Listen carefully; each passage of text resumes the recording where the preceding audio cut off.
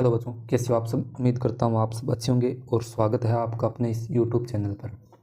देखो, हम कक्षा 10 के मैथ के सिलेबस के बारे में बात कर रहे थे, जिसमें हमने पहला चैप्टर पढ़ लिया है। आज दूसरा चैप्टर पढ़ेंगे बहुपद, जिसका आज पहला पार्ट है। उसमें हम इसका इंट्रोडक्शन और प्रश्नावली 2.1 देखेंगे, ठीक है, क्योंकि इसमें एक ही प्रश्न है तो ये साथ में कर लेंगे। उसके बाद में दूसरा पार्ट आएगा, उसमें प्रश्नावली 2.2 देखेंगे। तो आज हम देख रहे हैं इस चैप्टर का इंट्रोडक्शन है। इसमें हमें क्या क्या पढ़ना है और क्या क्या सीखना है, ताकि हम आगे की प्रश्नावली कर सकें, ठीक है। तो सबसे पहले आइए इसको शुरुआत करते हैं। इसमें क्या क्या पढ़ना है वो देखेंगे। देखो, बहुपद बहुपद क्या होता है, जिसमें बहुत सारे पद हो, यानी जो पदों से मिलकर बना होता है। और पदों में भी पद क्या होता है वो हम आगे देखो धीरे धीरे सब देखेंगे। चलो शुरू करते हैं। देखो, बहुपद क्या है, पदों से मिलकर बनता है, यानी जिसमें बहुत सारे पद होते हैं। उसके बाद में देखो, पद पद क्या है, जैसे पूरा ये 5x हो गया, 7 हो गया, 10x² हो गया, इस टाइप के ये क्या होते हैं, पद होते हैं, ठीक है। अब पदों में देखो दो चीज़ें होती है, इस पद में दो चीज़ें होती है, एक तो चर होता है और एक एचर होता है। देखो, चर और एचर क्या होती है, चर जो परिवर्तनशील हो, यानी जिसका मान परिवर्तित होता रहे, वो क्या होता है चर। और एचर क्या होता है, जो स्थिर रहे, यानी जिसका मान निश्चित रहे, कांस्टेंट रहे, वो क्या होता है एचर। यानी हमारी जो संख्याएं होती है, जो गणित की हमारी संख्याएं होती है, मान लो 2, 4, 7, एक है, ये हमेशा एचर है, क्योंकि हमेशा इनका मान फिक्स ही रहेगा। और चर क्या होता है, जो मानते हैं ना गणित में, एक्स वाई जेड या ABC जो भी है, वो क्या होते हैं, चर होते हैं। तो इस प्रकार से देखो, एग्जाम्पल से देखो, ये 5x है पूरा, मान लो ये क्या है, एक पद है, ठीक है। इन पदों से मिलकर बहुपद बनता है। और ये क्या है, पूरा 5x पद है। पद में एचर क्या है, 5, और एक्स क्या है, इसमें चर है, क्योंकि इसका मान परिवर्तित हो सकता है, हम एक्स का मान कुछ भी ले सकते हैं। और एचर क्या है, 5, यानी ये तो फिक्स 5 ही रहेगा। इसी प्रकार से देखो, थोड़ा एग्जाम्पल देखो, 5x + 10 + 10, ये क्या है, एक बहुपद है। इसमें कितने पद हो गए, एक ये पद हो गया और एक ये पद हो गया, यानी 2 पद हो गए। इसी प्रकार से इसमें देखो कितने पद हो गए, 1, 2 और 3, यानी 3 पद हो गए। इसमें कितने पद है बताओ। देखो, एक ये पूरा पद हो गया, एक ये हो गया 2, ये 3 और एक ये 4, यानी इसमें कितने हो गए, 4 पद हो गए। बस इस प्रकार से आपको करना होता है। इतना समझ में आ गया कि बहुपद किसे कहते हैं, चर एचर किसे कहते हैं, पद किसे कहते हैं, ठीक है। इसमें अगर आपको किसी कोई बहुपद दे दे, उसमें पूछ ले कितने पद है, तो आप आसानी से बता दोगे। तो आगे देखते हैं हम इसके बारे में। अब देखो, आपने पद देख लिया और बहुपद देख लिया, यानी पदों से मिलकर ही बहुपद बनता है। अब देखो, पदों की संख्या के आधार पर बहुपद के प्रकार, ठीक है। यानी पद तो हमने देख लिया, और पदों की संख्या के आधार पर बहुपद के कितने कितने प्रकार होते हैं, देखो कैसे होते हैं देखते हैं।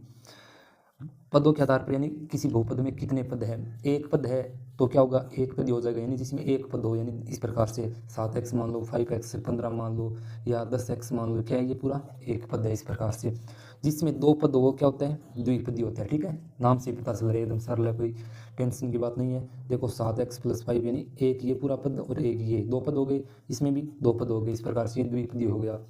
त्रिपदी क्या होता है, जिसमें 3 पद हो, ऐसा बहुपद जिसमें 3 पद हो। देखो, 1, 2, 3, 3 पद है, इसमें भी 1, 2 और 3, 3 पद हो गए। इस प्रकार से त्रिपदी हो गया। उसके बाद में आता है बहुपद, यानी जिसमें 3 से ज़्यादा पद हो। देखो, एक पद को हमने एक पदी बोल दिया, 2 को द्विपदी बोल दिया, 3 को क्या बोल दिया, त्रिपदी बोल दिया। अब 3 से ज़्यादा आएंगे तो हम 4 पदी या 5 पदी इस प्रकार से नहीं कहेंगे, उसको क्या कहेंगे, बहुपदी कहेंगे, ठीक है। तो जिसमें 3 से ज़्यादा पद हो वो क्या होता है, बहुपद होता है। देखो एग्जाम्पल से देखो, ये कोई मान लो बहुपद है, इसमें कितने पद है, देखो 1, 2, 3, 4, ये क्या हो जाएगा, बहुपद हो जाएगा। इसी प्रकार से इसमें देखो 1, 2, 3 और 4, ये क्या है, बहुपद हो गया। इसमें कितने पद है, 4 पद है, ठीक है। इसमें भी 4 पद है, तो ये क्या हो जाएगा, बहुपद हो गया। इसको हम चतुर्पदी या पंचमपदी नहीं करेंगे, ठीक है। त्रिपदी तक तो ठीक है हमारे। उसके बाद 3 से ज़्यादा पद आते हैं, क्या हो गया, बहुपद हो गया। इतनी दूर ठीक है आपके, इतना ज़्यादा नहीं है हार्ड, ये बिल्कुल सिंपल सा चैप्टर है, ठीक है। उसके बाद में हम बात कर रहे हैं आगे। अब देखो, उसके बाद में बहुपद की घात क्या होती है उसके बारे में जानते हैं। देखो, चैप्टर बिल्कुल ही सरल है, आप साथ में नोट्स बना भी सकते हो। अगर बाद में बनाना है तो आपको इसका PDF मिल जाएगा टेलीग्राम पे। टेलीग्राम लिंक दिया हुआ है नीचे, आप ज्वाइन कर लो, वहाँ पे पूरा PDF आपको मिल जाएगा, ठीक है। वहाँ से देख के भी आप बना सकते हो। चलो देखो, बहुपद की घात, बहुपद की घात क्या होती है, किसी बहुपद में चर की सबसे बड़ी घात बहुपद की घात कहलाती है। चर कौन से होते हैं, अभी बताए थे, जो साथ में लगे होते हैं, एक्स वाई जेड, इस प्रकार से जिसका मान परिवर्तित होता रहता है, वो क्या होते हैं, चर होते हैं। इन चरों की सबसे बड़ी घात क्या होती है, बहुपद की घात कहलाती है। देखो एक प्रकार से देखो, ये क्या एक बहुपद है 5x² + 7x + 10, ठीक है।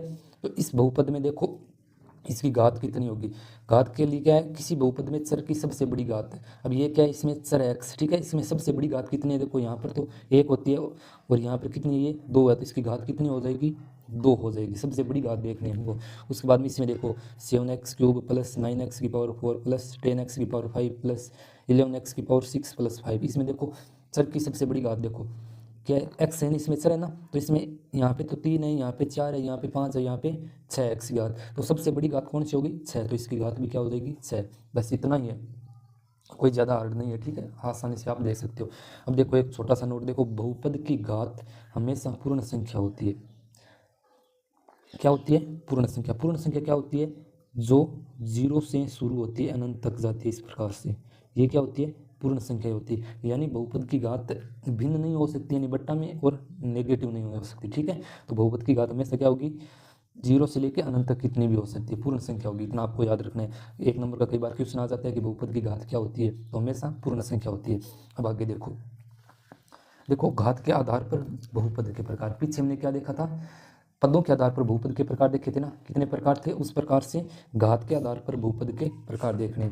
देखो घात के आधार पर वह बहुपद जिसकी घात 1 हो, क्या होता है, रेखिक बहुपद, यानी जिसमें सिर्फ एक घात हो बहुपद में, चर बहुपद की घात का मतलब चर के अधिकतम एक घात होगी। देखो मान लो इस प्रकार से 7x + 8 मान लो, इसमें देखो पदों के आधार पर तो क्या ये द्विपदी है, लेकिन घात के आधार पर क्या ये रेखिक बहुपद है। क्यों, क्योंकि x इसमें चर की घात क्या है, 1 है, इसमें घात क्या है, 1 है, और पद कितने हैं, इसमें 2 है। इसमें पद पूछे तो 2 है, और घात के आधार पर पूछे तो क्या है, रेखिक बहुपद है। इसी प्रकार से कोई एक और एग्जांपल मान लो, देखो 8x + 2, इसमें क्या है, चर की घात 1 है ना, ज़्यादा से ज़्यादा, तो ये रेखिक बहुपद हो जाएगा। और पदों के आधार पर पूछे तो इसमें 2 पद हो जाएंगे, या सीधा इतना भी हो सकता है, 8x, ये क्या है, रेखिक बहुपद है।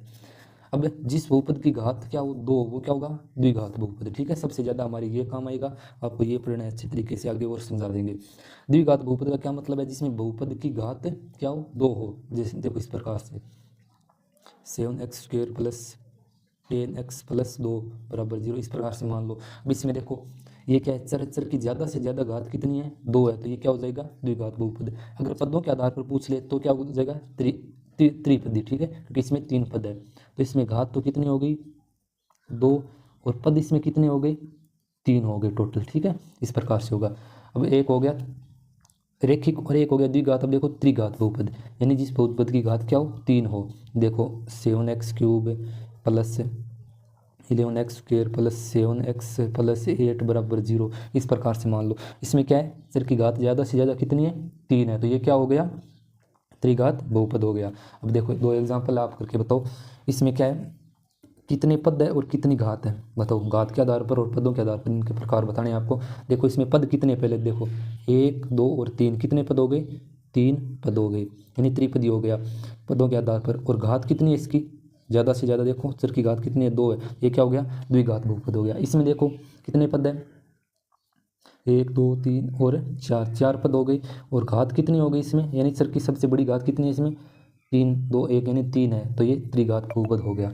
इस प्रकार से बस आपको पढ़ना है, ज़्यादा हार्ड नहीं है, टेंशन नहीं लेना, आप आराम से इसके नोट्स बना लो। और PDF चाहिए तो आपको टेलीग्राम ज्वाइन कर लेना है, उस पर आपको मिल जाएगी तुरंत, ठीक है। तो आगे देखते हैं अब।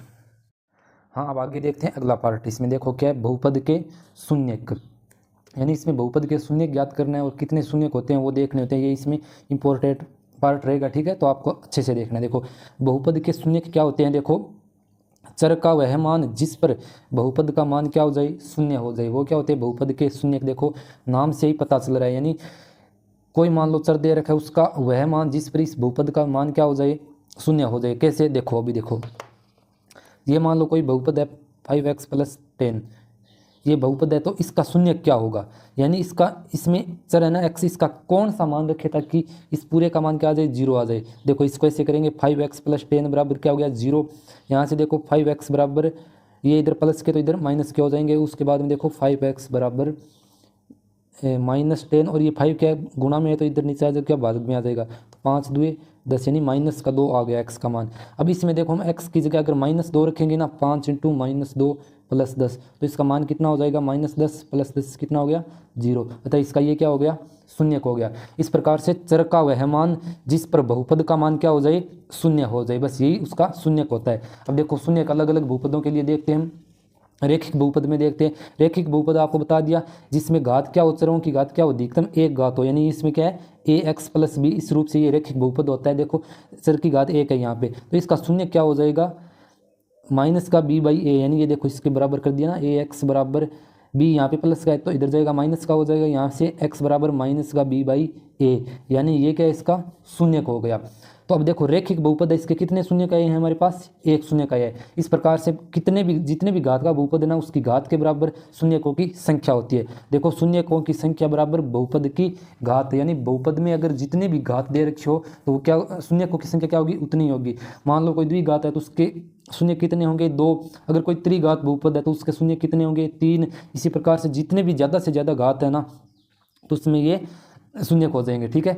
उसी प्रकार से देखो द्विघात बहुपद का व्यापक रूप क्या होता है, ये होता है। देखो आपको पूछ लेना है व्यापक रूप द्विघात बहुपद का, तो ये होता है ax² + bx + c बराबर 0 हो गया, के अधिकतम 2 शून्यक हो सकते हैं, यानी घात के बराबर ज़्यादा से ज़्यादा शून्यक हो सकते हैं, ठीक है। अगर कोई 3 घात का बहुपद है तो उसके ज़्यादा से ज़्यादा शून्यक 3 होंगे। अगर कोई 4 घात का बहुपद है तो उसके शून्य कितने होंगे, ज़्यादा से ज़्यादा 4 होंगे। तो इस प्रकार से एक ये नोट ध्यान में रखना, मान लो कोई n घात का बहुपद है तो उसके अधिकतम n शून्यक होंगे, यानी आपको बोल दे मान लो 10 घात का बहुपद है, 10 घात का बहुपद, तो उसके शून्य कितने हो जाएंगे, 10 हो जाएंगे। बस इतना ही आपको याद रखना है, जितनी घात उतने शून्यक, इतना याद रखना है आपको, ठीक है। अब आगे देखो बहुपद के शून्यकों का ज्यामितीय अर्थ। ज्यामितीय अर्थ क्या मतलब, ज्योमेट्री, ठीक है। तो ज्यामितीय अर्थ यानी ग्राफ के आधार पर इसको हम देखेंगे।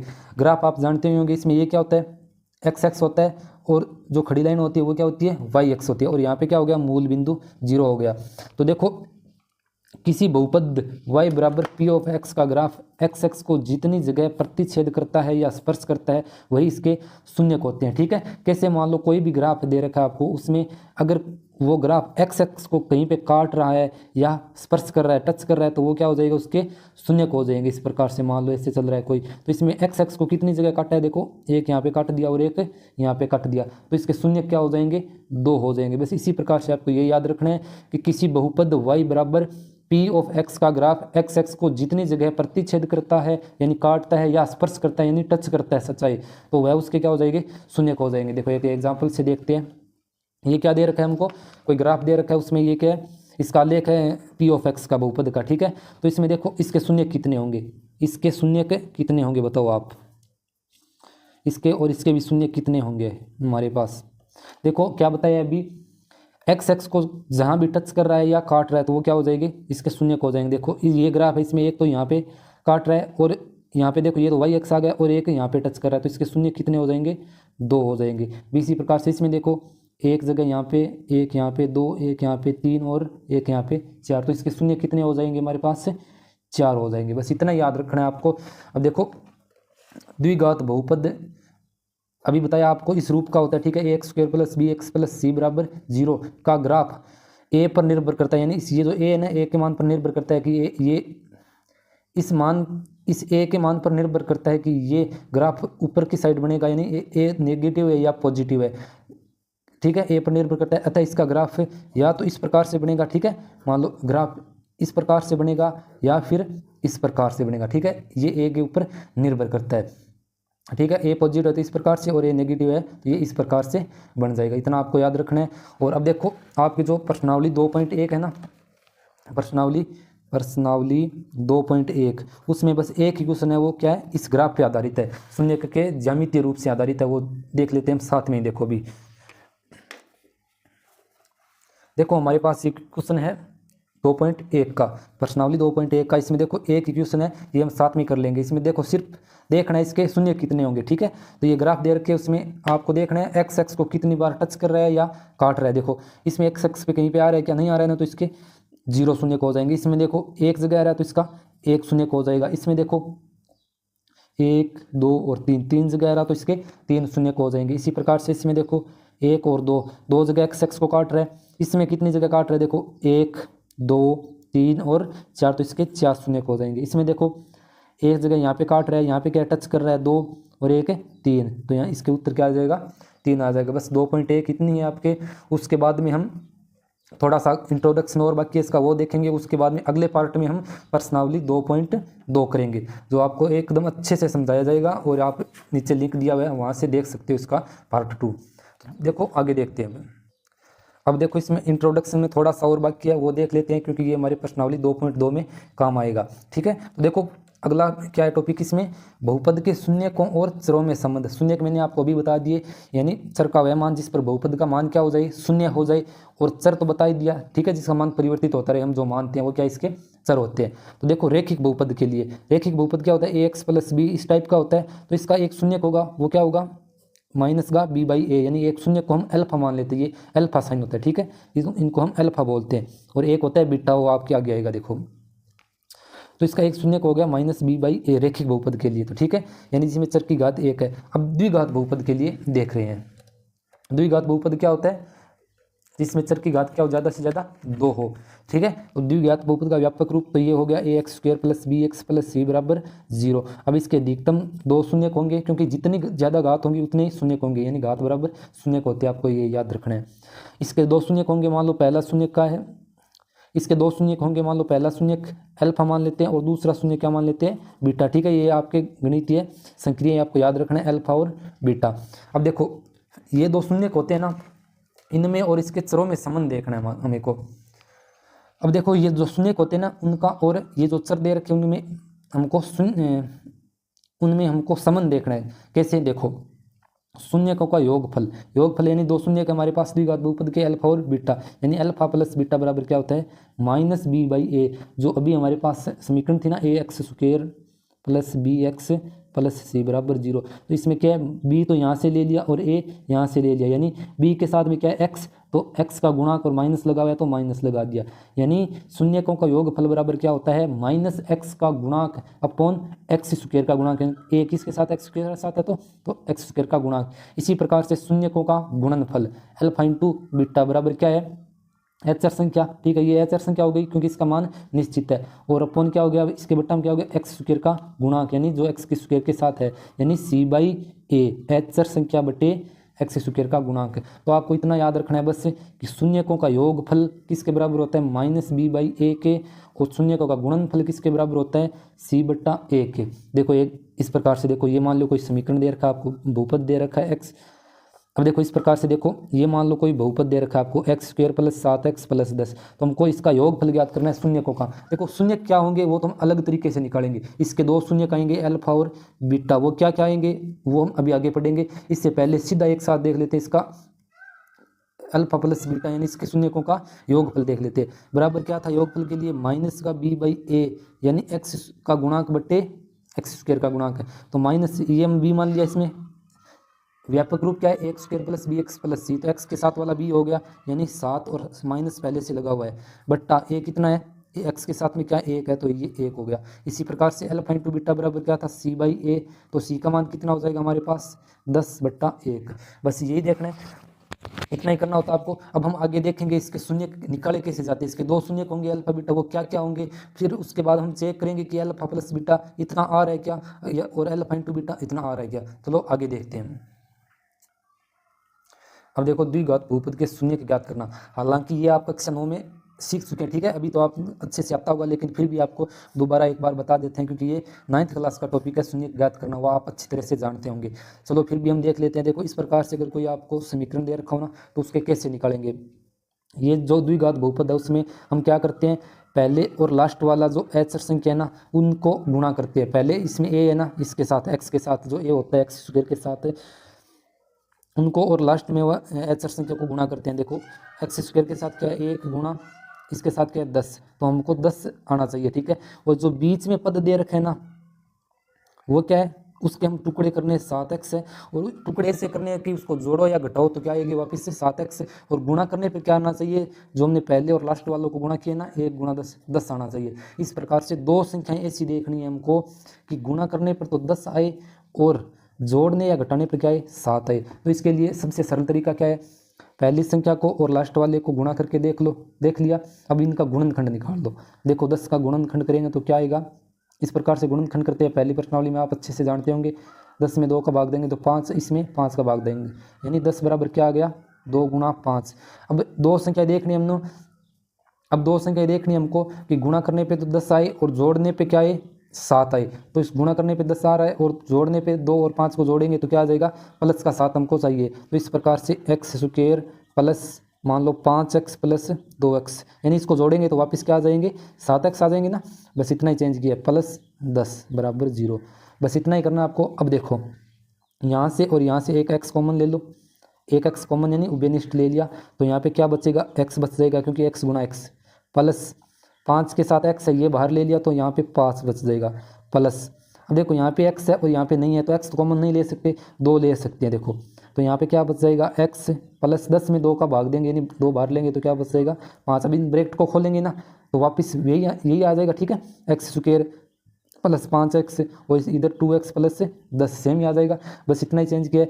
और एक बात याद रखना, यहाँ से कॉमन लेने के बाद जितना यहाँ पे आ रहा है ना वो ही यहाँ पे ब्रैकेट में आएगा, उसके बाहर आपको जो कॉमन लेना है वो ले लेना और लास्ट में ये सेम आएगा, ठीक है, ये दोनों। तो अब आपके क्या करना है, दोनों सेम हो गए तो ये एक ब्रैकेट, तो ये एक ब्रैकेट बाहर ले लो, ये पूरा बाहर ले लिया और यहाँ से भी बाहर ले लिया। तो इसके साथ में क्या बचा x और प्लस इसके साथ में क्या बचा 2 बराबर क्या हो गया 0 हो गया, ठीक है। बस दोनों को बराबर 0 कर दो, x प्लस 5 बराबर 0 और x प्लस 2 बराबर 0। तो यहाँ से x बराबर -5 और x बराबर -2, ठीक है। तो ये इसके क्या हो गए, दो मूल हो गए। मान लो अल्फा बराबर -5 और बीटा बराबर कितना आ गया -2। बस ये दो इसके शून्य को हो गए, ठीक है, मूल नहीं कह सकते, वो तो समीकरण के होते हैं। बहुपद के क्या हो गए शून्य को हो गए, हमारे पास क्या हो गए शून्यक। अब देखो शून्यकों का योगफल और गुणनफल हम चेक कर रहे हैं क्या दोनों से सेम आ रहा है, ठीक है। अल्फा प्लस बीटा करो, अल्फा प्लस बीटा करेंगे तो कितना आएगा -5 और -2, तो ये कितना आ जाएगा -7। और अल्फा इंटू बीटा करेंगे तो कितना आ जाएगा -5 गुणा -2 कितना आ जाएगा 10 आ जाएगा। तो अब देखो इसके शून्यकों और चरों में संबंध देखा था ना, उस हिसाब से देखते तो क्या होता है, इसका योगफल शून्यकों का योगफल किसके बराबर होता है -x का गुणांक, -x का गुणांक बटे x स्क्वायर का गुणांक, x स्क्वायर का गुणांक अभी हमने देखा था थोड़ी देर पहले। तो इस प्रकार से देखो x का गुणांक कितना है हमारे पास, x का गुणांक क्या हो जाएगा 7 है, तो यहाँ पे हम माइनस और 7 रख देंगे और x स्क्वायर का गुणांक कितना है हमारे पास 1 है, तो हम 1 रख देंगे तो क्या आ रहा है -7 आ रहा है। और यही हमारा योगफल शून्यक निकालने से आ रहा है, तो ये दोनों सेम आ रहे हैं। इसी प्रकार से अल्फा इंटू बीटा बराबर क्या हो जाएगा c/a, तो यहाँ से 10/1 यानी 10 आ जाएगा। ये और ये शून्यक निकाल के हम चेक किए ना, ये दोनों क्या रहे सेम आ रहे हैं, इसका मतलब हमने जो शून्यक निकाले वो क्या है सही है। बस ये तरीका आपको ध्यान में रखना है कि इसके शून्यक कैसे निकाले जाते हैं, बाकी आप जानते होंगे 9th क्लास में अच्छे से इसको पढ़ा होगा, ठीक है। तो हम इंट्रोडक्शन इसका देख लिया है, थोड़ा सा इसमें एक चीज़ और रह गई अभी देख लेते हैं।